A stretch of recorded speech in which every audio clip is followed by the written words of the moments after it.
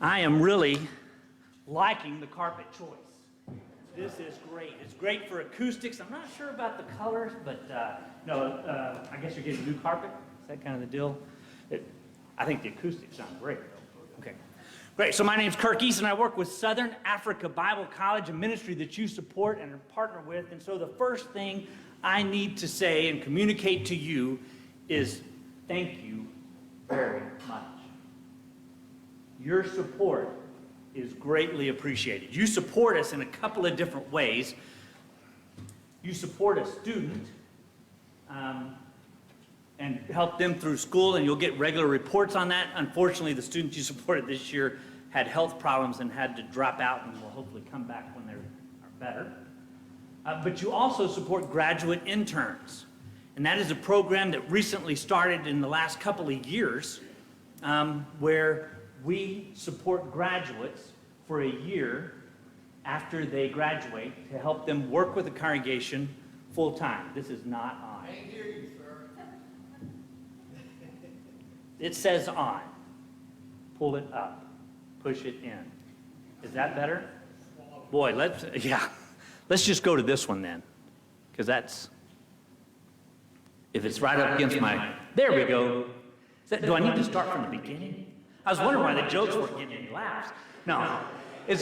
So I work with Southern Africa Bible College. You support a student while they're in school to help them get the education they need to go out and preach the gospel in Southern Africa. You also support graduate internship program, which was started by the Hilltop Church of Christ in Johannesburg.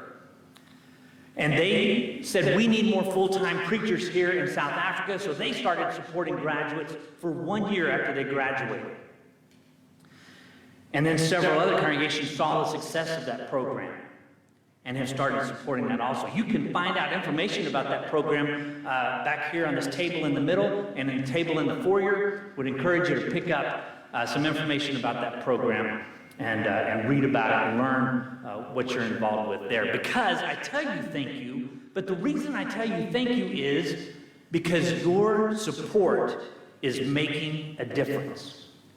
Churches in South Africa and Southern Africa are growing, and people are coming to Christ, and the world is changing bit by bit because of your support of mission efforts.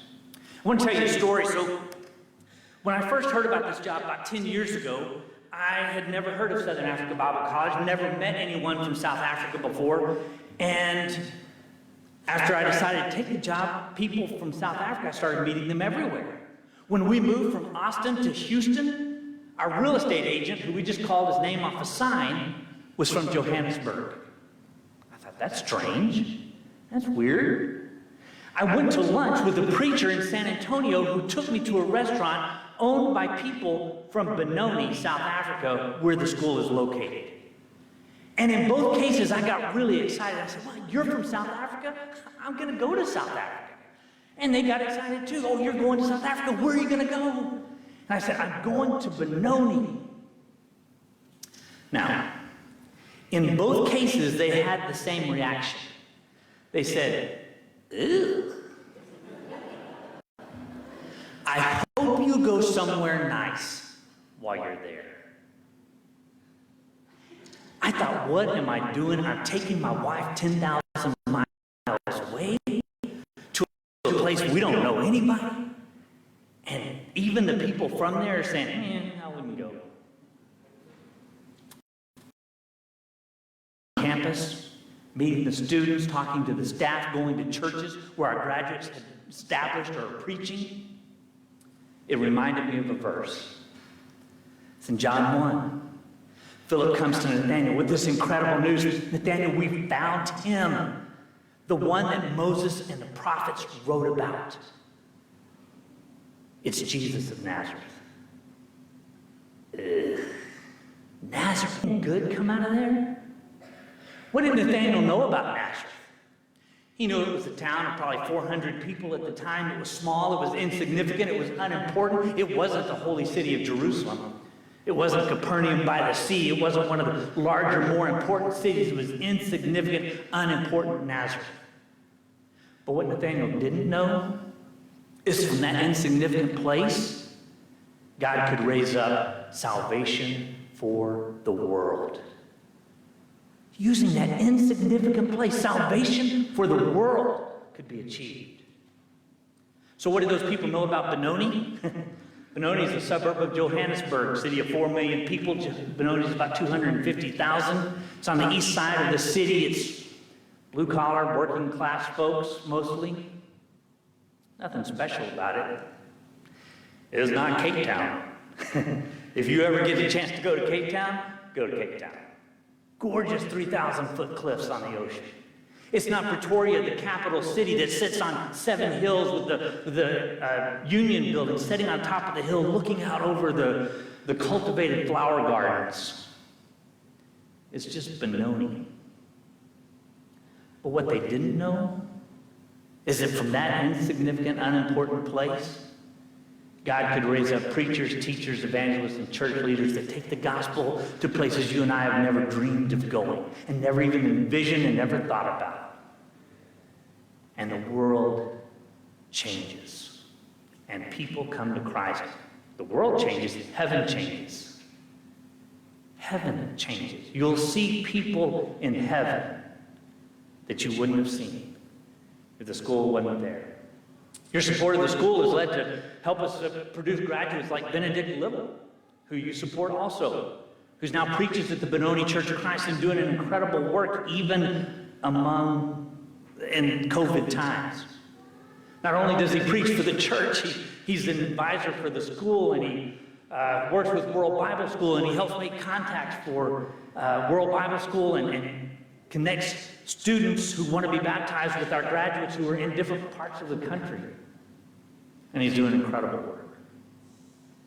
Well, let's talk a little bit more about the work. I want to share just a little bit of history. You've seen some of it before, but just to go over it quickly. We started in 1966 under this tree. It's a chestnut tree that's still on campus today. When you go with us in March 2022, you can see it for yourself and sit under the tree. And we can even have a Bible study under there if you want, right? But this is where we started. And the goal of the 7 people that gathered there was to reach all of Southern Africa with the gospel. It's a huge vision, right? That's like 7 of us getting together today and saying, how are we going to reach the western half of the U.S. with the gospel? That's a huge vision. Matter of fact, in the early 1940s, Americans, the first American missionaries, went over to South Africa. The first one was from here in Fort Worth. Eldred Eccles traveled that 10,000 miles down to South Africa, where he landed in Cape Town after riding on a freighter ship. He makes the journey from Cape Town there in the bottom of the country, all the way up to Johannesburg. And you can see the city of 4 million people. If you go east of town, you go over to Benoni.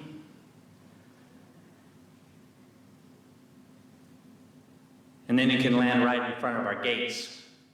Really impressive, right? From this little place, we've had over 1,500 attendees from 30 different countries who are now preaching, teaching, evangelizing in over 50 different countries around the world. Today we have a 22-acre campus with dorms for men and women, married student housing, faculty housing, a library to go with our accreditation because we are an accredited college offering a bachelor's degree in theology. And that's our library that was built for our accreditation.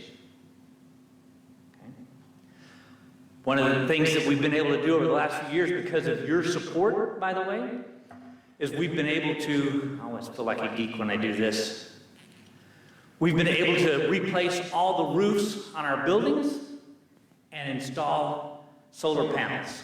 Now, you might not think that's any big deal. That's a huge deal. Our CEO was getting dripped on when it would rain in his office, right? It was endangering library books and resources that we had.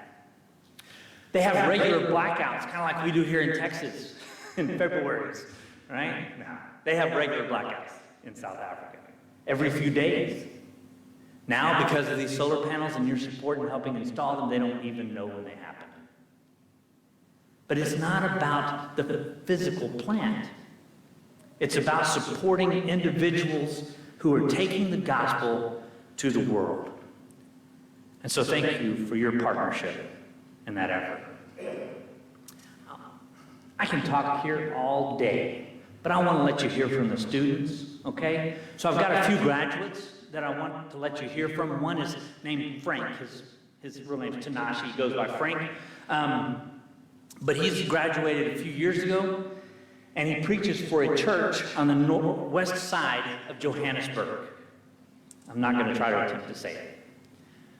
But the interesting thing about it is, you know, South Africa is about 5-10% white. This congregation was a white congregation that's in transition, and they hired Tanashi to come on and preach for them a few years ago. And I got to go visit and be at their worship of this congregation. It's now a mixed-race congregation, and growing and reaching out to the people in its community. Let you hear from him. Hi, I'm Tinashe Frank Boston.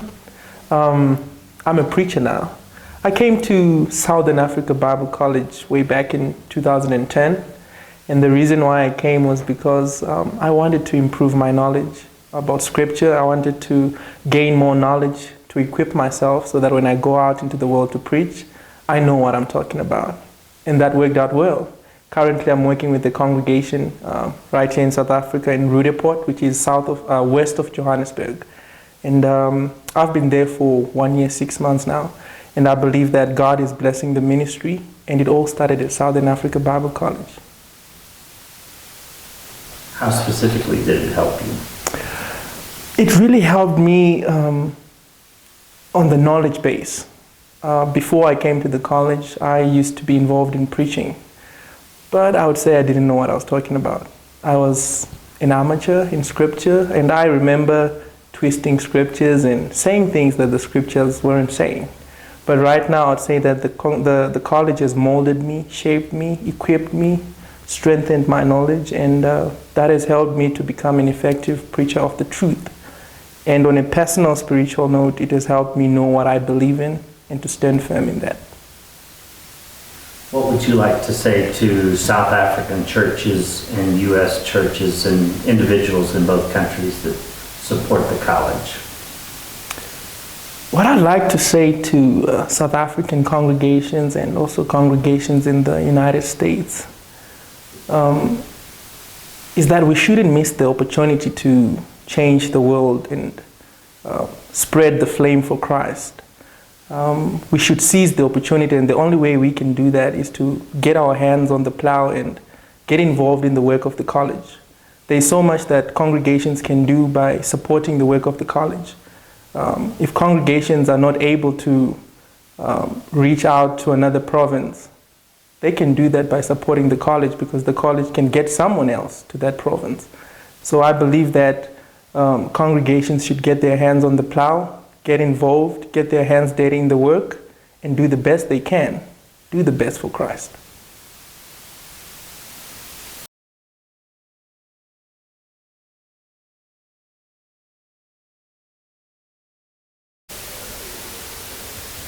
My name is Walmart Valentine. I am a graduate of the Southern African Bible College. I graduated in 2015. After that, I went to the Church of Christ in East Ridge, Mitchell's Plain, where I work and I teach and I preach there. I also teach at Belleville Technical High School, where I teach mathematics. I teach grade 8 through grade 12. Yes, our SABS has helped me. With my work at the congregation, a large part of what I do is to teach and preach. With regards to my preaching and my teaching, I feel that SABS has really equipped me. Before I went to SABS, I was definitely not a preacher. I probably wouldn't be able to do it, even if I really tried. But leaving SABS, going through the 3 years, it made me into someone who can speak and someone who can definitely teach, in my opinion. With regards to the teaching that I do, I teach most Sundays. I'm teaching a class. being at SABS, I've really gained the tools in order to prepare lessons, in order to know how to research, know how to answer questions, know how to conduct a class. And I think that was maybe the most valuable thing that I learned in all my time being at SABS, was how to teach. And being a teacher, I think that was the best thing for me. I will encourage anyone to go to SABS. SABS was three of the most difficult years of my life, but also 3 of the best years of my life. So I would encourage anyone, whether you want to teach full-time or preach full-time, I would encourage anyone to go to SABS. Were you a sponsored student when you were there? Did you have to write letters to your congregation? The Church of Christ at Eastridge was supporting me from my 2nd and 3rd year. They sent me a sum of money each month. They also required me to have some sort of correspondence with. He was a minister for a congregation in Pretoria. He's responsible for the evangelism group. I want you to notice something. He's not doing all the evangelism himself. He's leading the group that does the evangelism. It's not just left up to him. They understand this is not, hey, it's just the minister's job. This is a congregational job, and we need to be involved. So that's one thing I like about him, the school equipping people not just to do it themselves, but to bring other people in to help lead those works and do the work. 2, he's an evangelism guy, but he says the school really prepared me, because what's the point of baptizing someone if you bring them in the church? You don't have anything to give them. You don't have anything to help them grow, to grow from milk to meat, right? And that's what the school really did for him. Not just teaching him how to evangelize, but teaching them how to grow a congregation and develop congregations. And that's why we have good-sized congregations in South Africa that are growing, and the ultimate goal to appoint elders and deacons and be fully, completely self-supporting and reproducing. So I'm really excited about what the school is doing that way. I've shared some videos about that before when I was here, but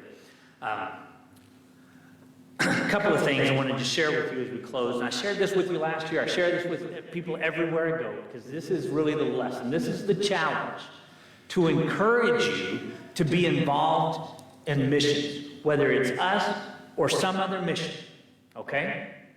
Get involved with missions, not as a congregation, but you as an individual, right? You as an individual, get involved. Connect to a ministry. Find a ministry that you have a passion for and connect to it. For us, it's signing up for our email newsletters that we send out a couple of times, about 5 or 6 times a year. They'll all have a video in them and information about what's going on at the school, things like that. But sign up for information and connect to a ministry. Number 2, pray for the ministry. So I have these notepads on this table in the back. You can have as many of those notepads as you want. And if we run out, I will mail them to you. But pick some up with one caveat. Whenever you use it, you need to pray for Southern Africa Bible College. Okay? That's all I'm asking.